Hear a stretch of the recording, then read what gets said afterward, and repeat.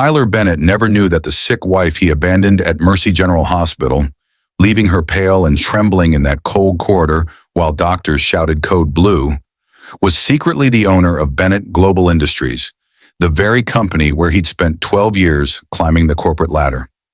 Rebecca Montgomery Bennett, the woman he'd written off as a fragile burden during her mysterious illness, had inherited a multi-million-dollar empire from her late adopted stepmother, Catherine Montgomery, and Tyler had been working for his own wife without ever knowing it. But while Rebecca fought for her life in that hospital, Tyler was already planning his future with Melissa Carter, Rebecca's best friend since childhood, the woman who'd held Rebecca's hand through chemotherapy appointments while secretly texting Tyler about wedding venues. He abandoned his sick wife at the hospital on a rainy October night, telling her he couldn't do this anymore, unaware that the trembling woman in the hospital gown controlled every paycheck he'd ever earned, every promotion he'd ever celebrated, every business deal he'd ever closed. What Tyler didn't know was that Rebecca wasn't dying. She was recovering, getting stronger, and discovering something that would change everything. Their joint account, the $350 million fortune she'd shared with him, had been completely drained, transferred to fund his wedding with her best friend. But how would a sick wife, who was secretly the owner of the company he worked for, respond when she discovered her husband had abandoned her at the hospital to marry her best friend? What would happen when she received the wedding invitation with her own money funding the champagne fountain? And what kind of shock would Tyler experience when his ex-wife finally walked through those wedding doors? The pneumonia had come suddenly, violently, turning Rebecca's lungs into battlegrounds where every breath felt like swallowing glass. Tyler remembered standing in their penthouse kitchen 3 weeks ago, watching her collapse against the marble counter, her coffee mug shattering into 1,000 pieces that scattered across the floor like fallen stars. He'd called the ambulance, ridden with her to Mercy General, held her hand while nurses inserted IVs and doctors murmured about fluid in her lungs and dangerous fever spikes. But somewhere between the second and third day, something inside Tyler had shifted, hardened, turned cold as winter steel. Melissa had been there from the beginning, of course. Sweet, devoted Melissa, who'd known Rebecca since their freshman year at Columbia, who'd been maid of honor at their wedding 12 years ago, who'd moved to the city 6 months earlier, and somehow become part of their daily lives. She'd brought Rebecca's favorite books to the hospital, arranged flowers in the sterile room, and somehow always managed to brush against Tyler in the narrow corridors, her perfume lingering long after she'd gone. "She's going to be fine," Melissa had whispered on day 4, her hand resting on Tyler's shoulder in the hospital cafeteria. "But Tyler, you look exhausted. You can't keep sacrificing yourself like this." The word sacrifice had planted itself in Tyler's mind like a seed in fertile soil. Wasn't that what he'd been doing for 12 years? Sacrificing his dreams, his freedom, his youth, all for a woman who'd never seemed to fully appreciate him? Rebecca had always been distant, secretive, disappearing for mysterious meetings she'd never explain, maintaining separate bank accounts she'd claimed were family trusts from her late stepmother. Tyler had built his career at Bennett Global Industries through sheer determination, rising from junior analyst to vice president of acquisitions, and Rebecca had never seemed properly impressed by any of it.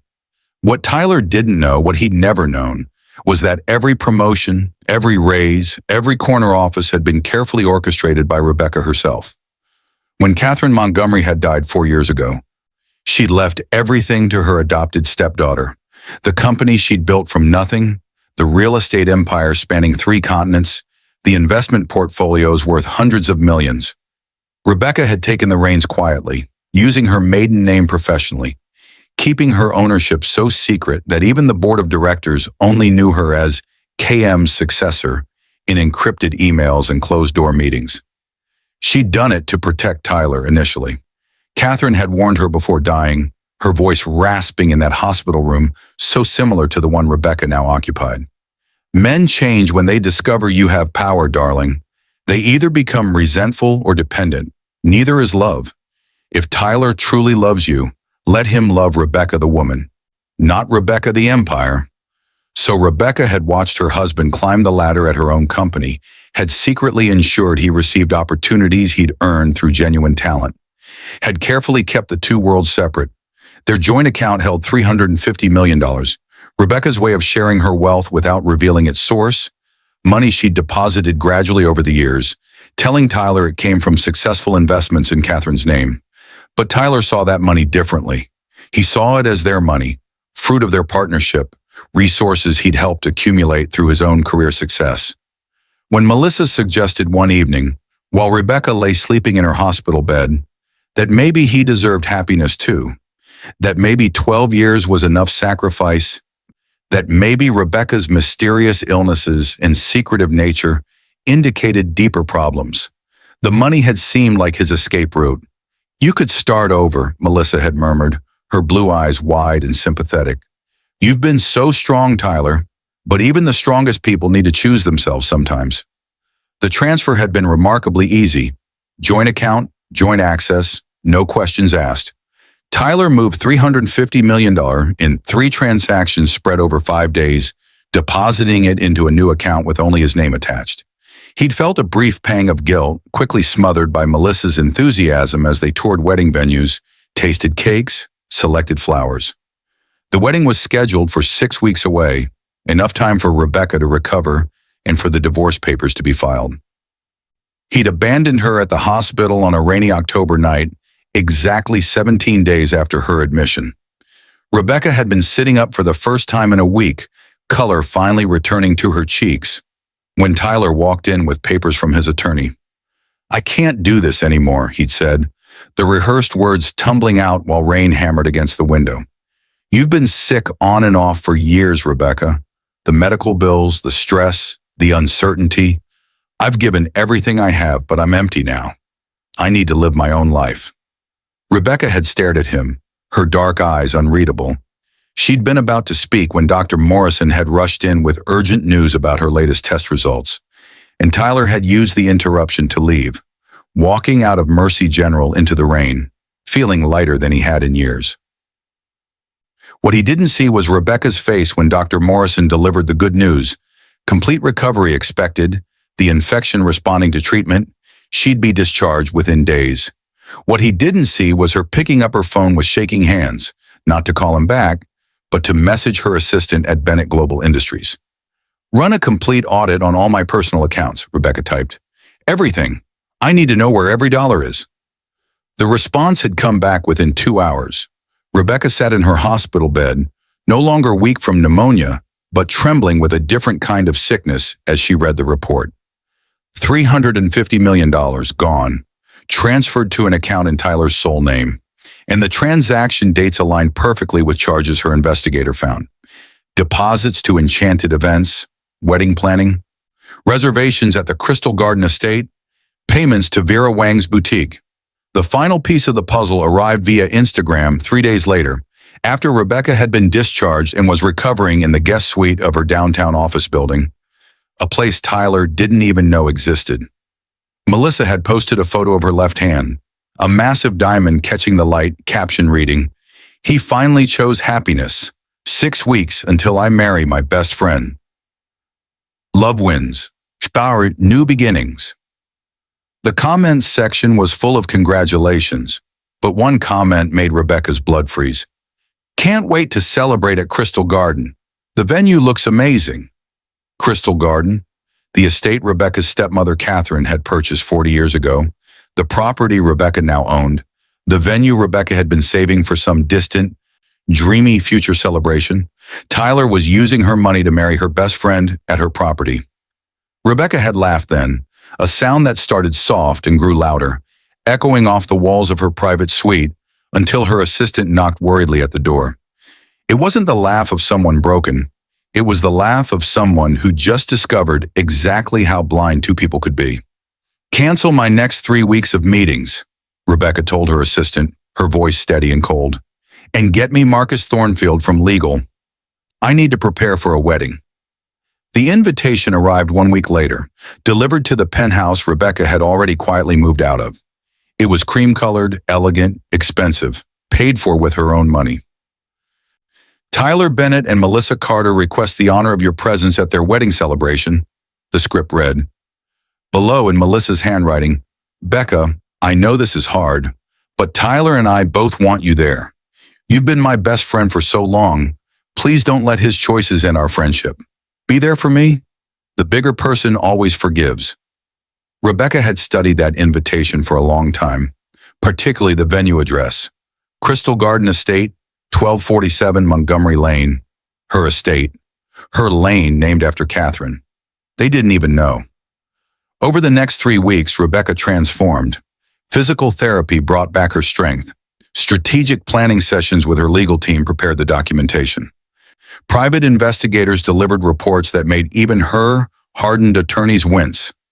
Melissa and Tyler had been involved for 8 months, since before Melissa's sudden decision to move to the city.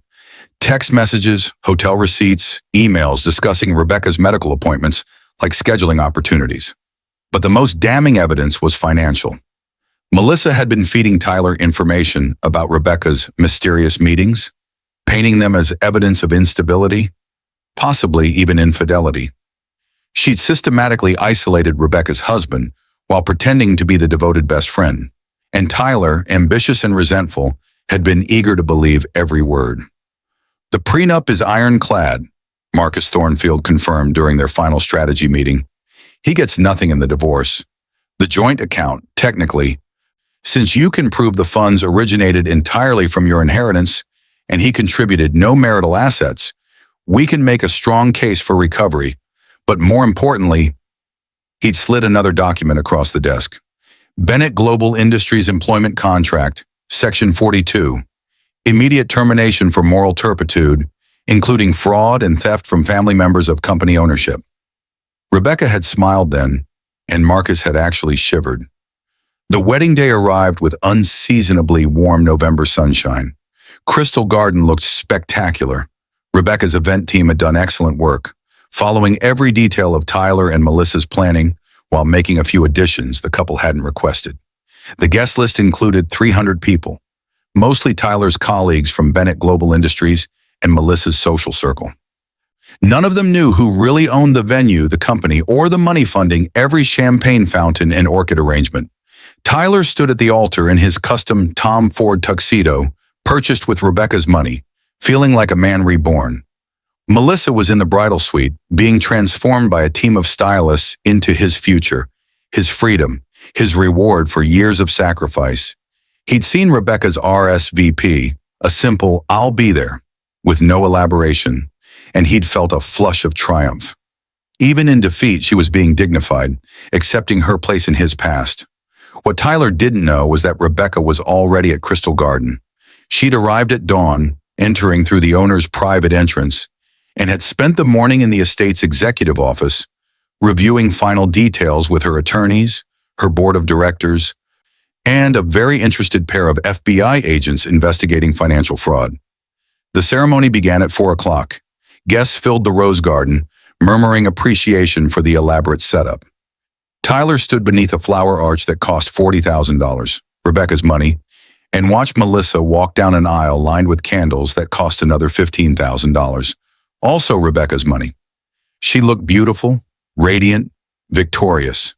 The officiant had just asked if anyone objected when the murmuring began. Guests turned, craning their necks, as a figure emerged from the main house. Rebecca walked across the lawn in a tailored black suit that Catherine had once worn to board meetings. Her dark hair swept back, her stride confident and healthy. Nothing like the sick wife Tyler had abandoned at the hospital 6 weeks ago. She wasn't alone.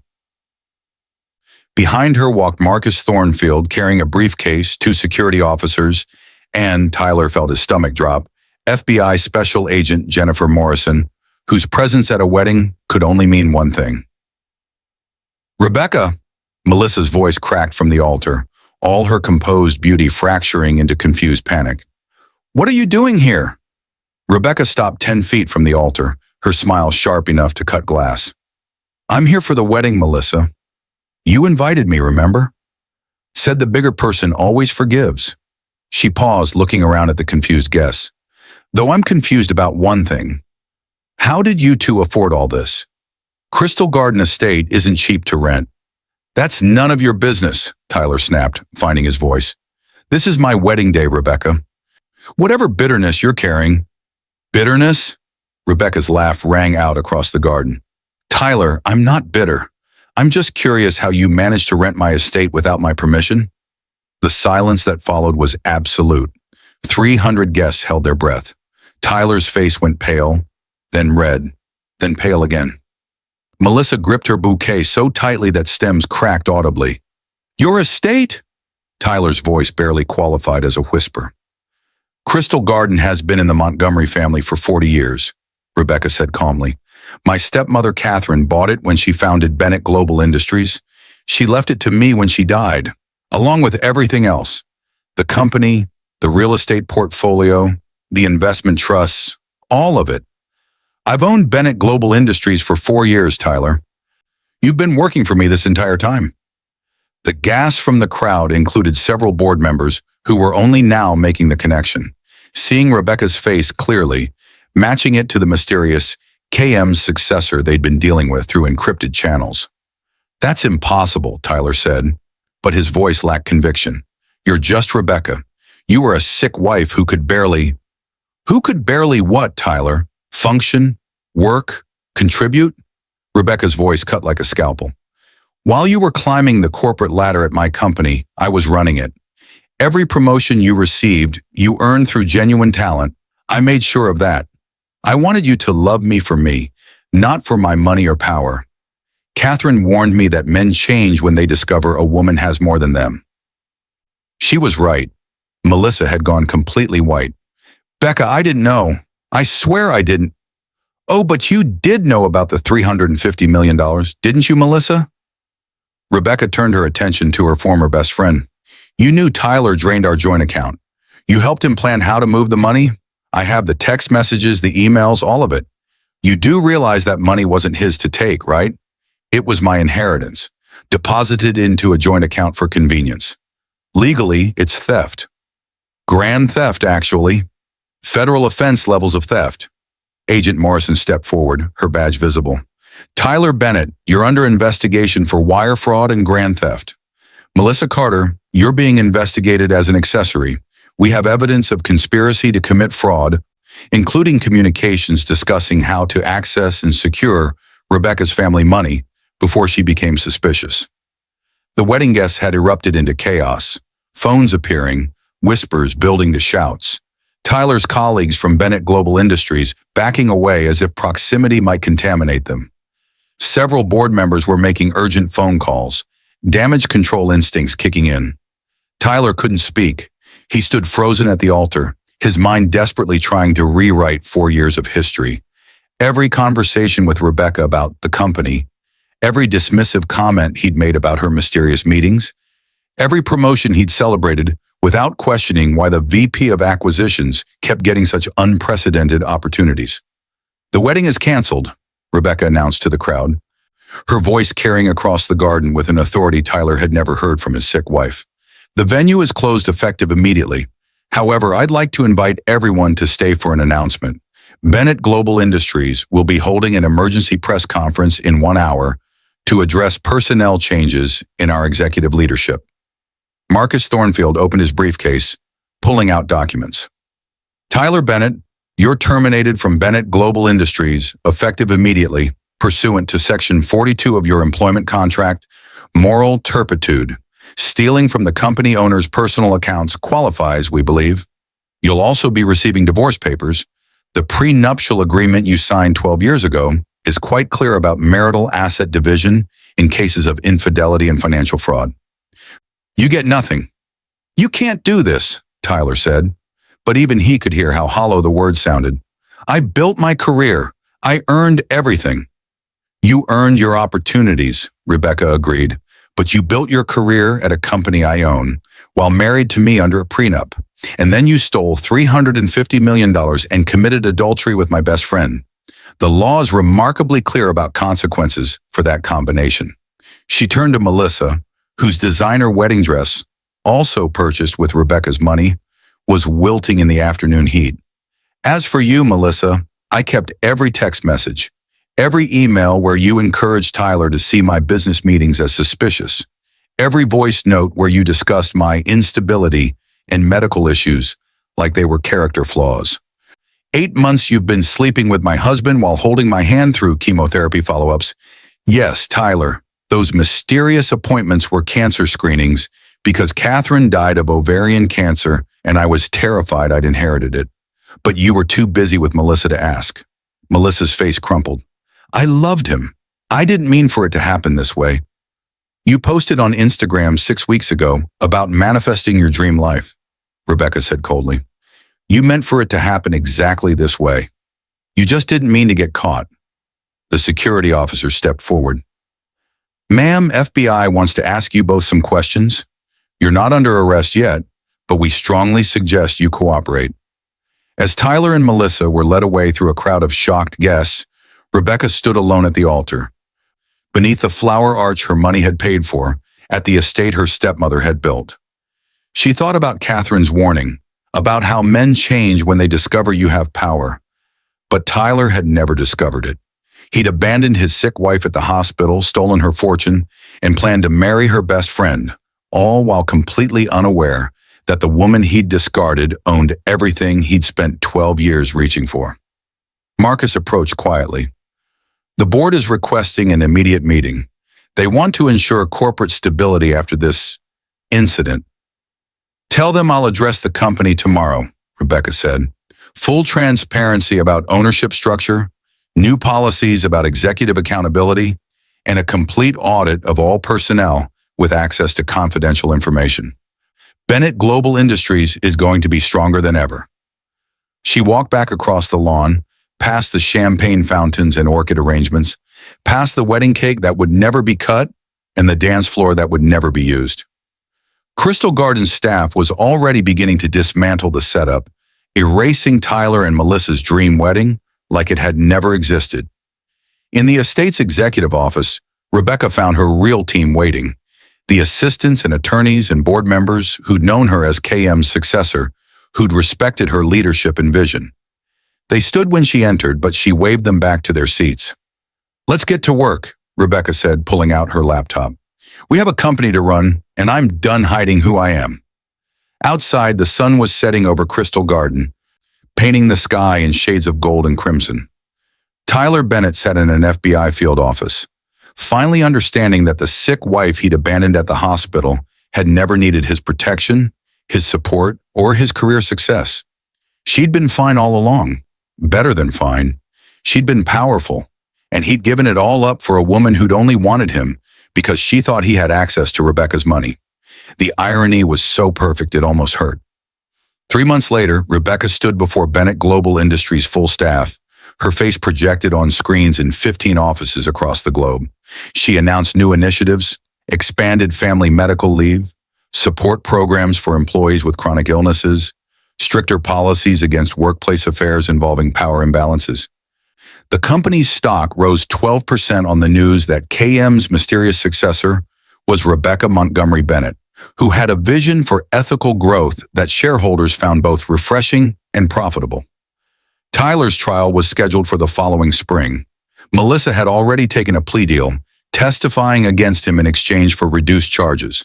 The $350 million had been recovered and secured in accounts even Tyler's best attorneys couldn't touch. The prenup held firm. 12 years of marriage dissolved with Tyler receiving nothing but legal bills and a criminal record. But Rebecca's real revenge wasn't financial or legal. It was simpler than that.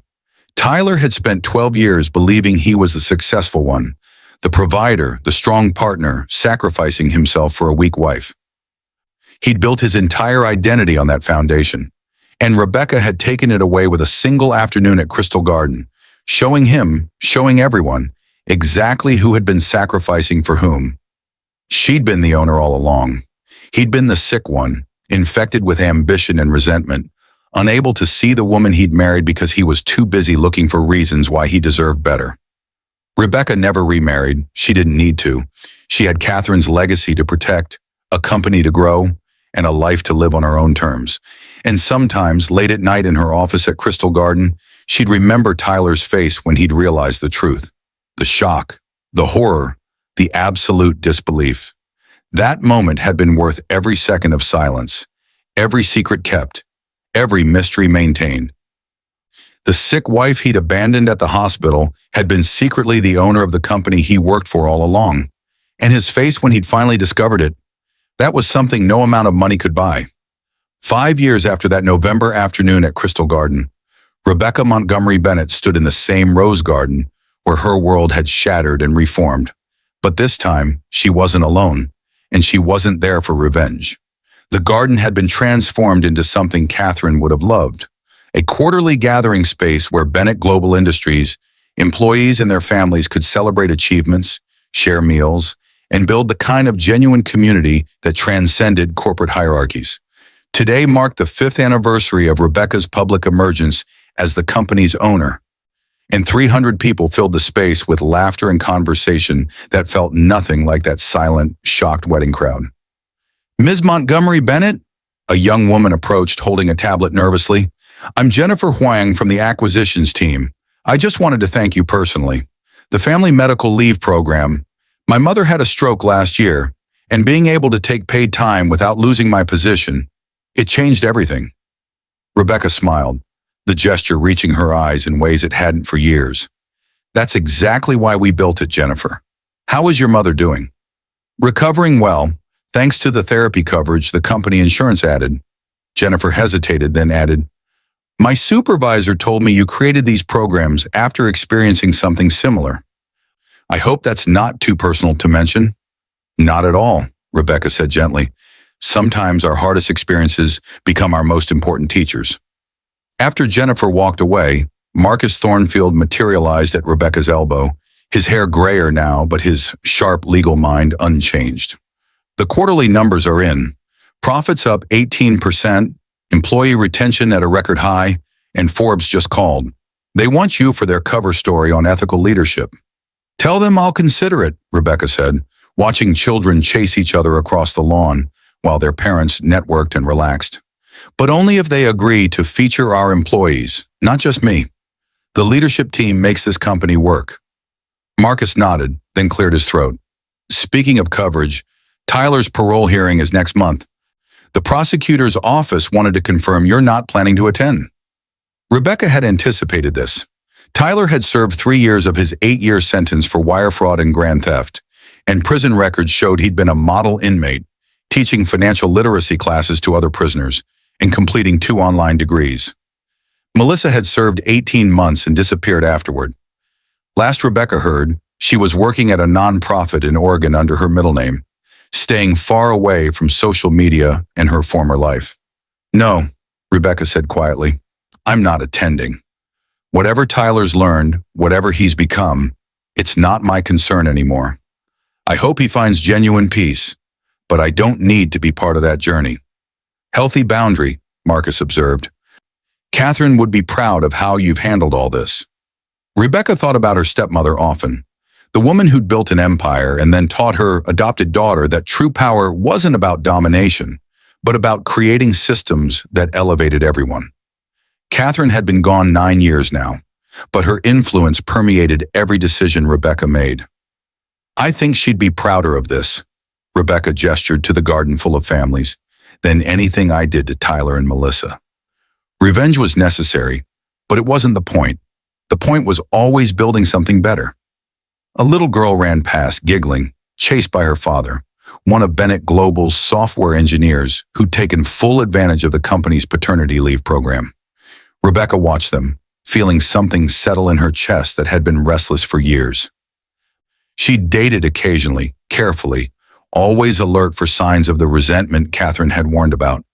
There had been a documentary filmmaker named Adrian who'd lasted almost a year before admitting he felt intimidated by her success. A professor of economics who'd written a book about power dynamics and couldn't see how he was trying to study her instead of knowing her. A few others, none quite right. But Rebecca had learned something Tyler never understood. Being alone wasn't the same as being lonely, and loneliness wasn't fatal. She had her work, her company, her purpose. If the right person came along, someone who could see Rebecca the woman and Rebecca the CEO as the same whole person, wonderful. If not, she was complete already. "Rebecca!" Her assistant waved from across the garden. "The scholarship recipients are here for the photo. The Catherine Montgomery STEM Scholarship winners?" Rebecca's face brightened. The scholarship program, funding full rides for young women pursuing science and technology degrees, had been her proudest achievement. 15 students this year, all brilliant, all hungry for opportunities that wealth and power could provide when wielded with intention. As Rebecca walked toward the group of young women waiting by Catherine's memorial fountain, she passed the exact spot where Tyler had stood at that canceled altar 5 years ago. She didn't pause, didn't even glance at it. That moment was history now, a chapter closed. The sick wife Tyler had abandoned at the hospital hadn't needed his return or his apology. She'd needed his absence, the space to become fully herself, the freedom to lead without hiding, the opportunity to transform pain into purpose. And in the end, that transformation had been the real revenge, not destroying Tyler, but building something so magnificent that his betrayal became nothing more than a footnote in a much larger story. Rebecca reached the scholarship winners, young women who would never have to hide their intelligence or their ambition, who would inherit a world slightly better than the one Catherine had fought through. "Congratulations," Rebecca said, and meant it with her whole heart. "Now let me tell you about the woman this scholarship honors, and why she believed that the best revenge is building something beautiful that outlasts everyone who doubted you." The sun set over Crystal Garden, painting everything gold, and Rebecca Montgomery Bennett stood in her own empire, finally and completely home.